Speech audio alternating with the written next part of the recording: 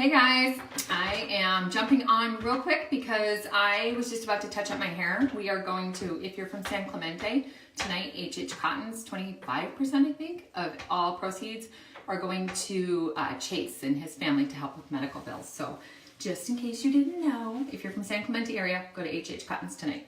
The rest of y'all, I wrote on the top, do I need to invest in a curling wand? So I've had a few people asking, about the curling wands, and they buy them and they don't use them, or they're wondering if they should buy them. And I used one today at work and I wanted to touch up my hair. So what I'm doing now is just going to show you that you don't actually have to go buy a curling wand. You can use your regular curling iron. Smaller is better, so 1 inch is what I'm going to choose to do today. And one thing that we addressed earlier in one of my other tutorials, we talked about why one side curls a certain way and another curls another. I don't know if you guys ever watched that one, but sometimes you're like, oh, this side looks so good all the time and this one doesn't look so good. And it has to do with the angle that you're holding the curling iron. So if I'm on this side, I'm holding the angle like this, but I go over here and I'm curling like this just because of my arm and my elbow and ergonomics.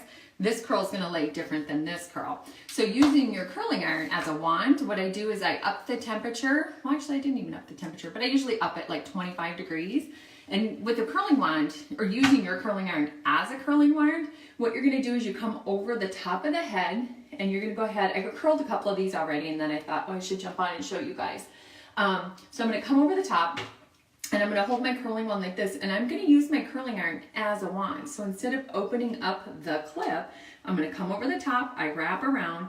One thing I want to tell you with the curling rods or the curling iron, if you come in and just do this, you're going to get a twist, and that's going to give you a completely different look. And that might be fun, play with all of it. But what I want for tonight, I'm going to keep it flat. So see how I switch my fingers around, and I'm keeping that hair flat on the barrel. And then I'm going to drop it down. I'm going to pull it a little bit because I'm going for the messy multi-texture Tuesday look that we did earlier. So this morning I just air dried. I scrunched a little bit, drove to work, got into work. Yes, I have that luxury that I get to style my hair when I get to work. I know that's not for everybody.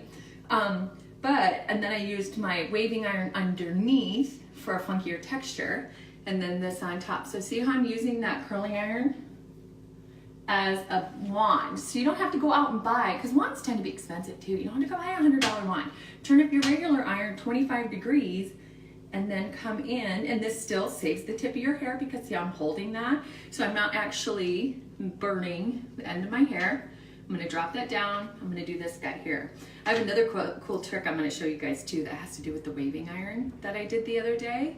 Hi, Janelle. Hi, oh, Laura Lynn, hi. Hi, Missy. Got some South Dakota folks on there. Nice. How are you guys? So this side I haven't done yet, so you can see. So now, this is where my curl is going to be the same from side to side. I'm going to come up over the top again. So I've switched to my left hand. I'm going to come in and take my piece of hair, and I'm going to do the same thing. So when you do it over the top like this, it actually makes it easier to get consistency from each side of the hair. You're going to drop it down. Hi, Kim Bickley. How are you, beautiful little thing?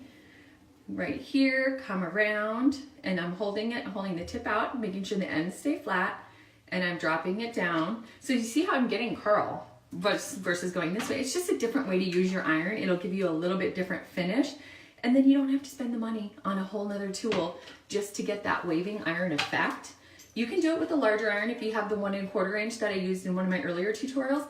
That'll work, but you don't have to go out and get a new one. Just turn it up a little bit and go ahead and reach over. So I'm doing just more of my real hair on the top. You guys all know by now I have extensions and this is not my hair. But if I want to come down and get this guy, same thing. I'm holding it up above and over. And I find this to be the easiest way to get consistent curl. Whether you're using a wand, if you have a wand, dig it out and play with it. If you don't, get your curling iron, turn it up 25 degrees. Another thing I wanted to show you real quick, because I tried it over here, it was on my under hairs. So do you guys remember the waving iron? If you don't have the triple barrel waving iron, I actually just tried this right before I started. I'm like, oh crap, it kind of works. So I'm gonna take the curling iron and I'm gonna do just a half a turn. Hold it, count 1, 2. Now I'm gonna come in and do the opposite.